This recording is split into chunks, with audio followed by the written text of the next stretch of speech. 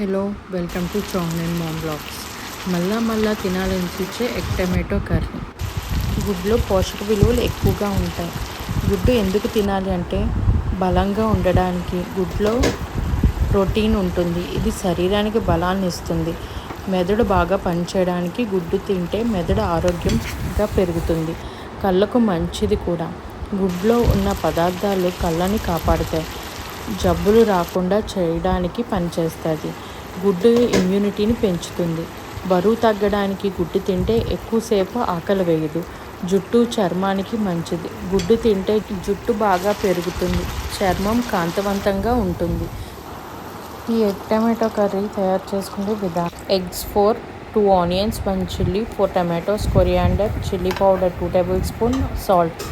ముందుగా స్టవ్ వెలిగించుకొని దానిపైన ప్యాన్ పెట్టుకొని 2 టేబుల్ స్పూన్ ఆయిల్ వేసుకొని, ముందుగా ఎగ్స్ని బాయిల్ చేసుకొని ఉంచుకున్నాం కదా, దానికి చాక్తో గాంట్లు పెట్టి అందులో వేసుకొని ఫ్రై చేసుకోవాలి.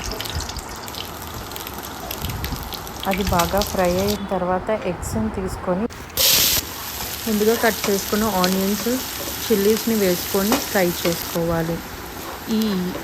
ఇవి ఎగ్ టమాటో కర్రీని ఇలా ఒక్కసారి ట్రై చేయండి, చాలా రుచిగా ఉంటుంది.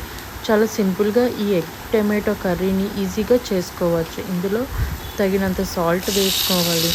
వేసుకుని కట్ చేసి పెట్టుకున్న 4 టమాటోస్ని వేసుకొని బాగా ఫ్రై చేసుకోవాలి. బాగా ఫ్రై చేసుకున్న తర్వాత 2 టేబుల్ స్పూన్ చిల్లీ పౌడర్ వేసుకొని బాగా కలుపుకోవాలి.